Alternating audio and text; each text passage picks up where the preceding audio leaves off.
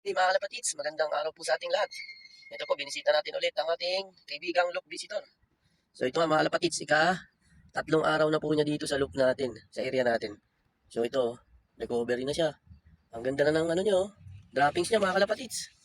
Yun oh, goods na goods. Ang bilis. Mahusay talaga si Mang Tolome. Baka naman, Mang Tolome. Ganda mga kalapatids oh. Sinyalis na, maganda na yung kalusugan niya.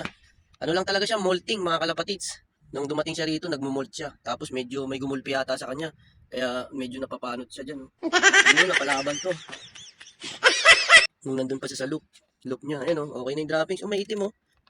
Mga kalapatids, ba't kaya may itim? Pero goods yan kasi nasa ibabaw yung ihi. Tsaka matigas. Siyempre, bilog-bilog na. So yun nga mga kalapatids. Kasama na natin siya sa program natin ng cleansing, no? Pero late na siya.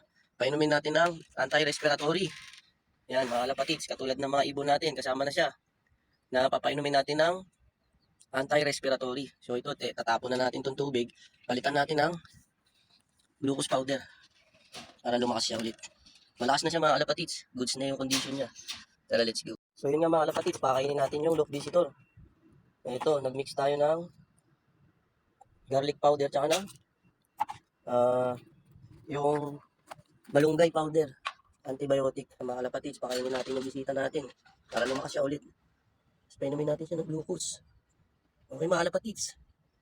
Goodbye. Mamaya ulit. Kuha tayo tubig.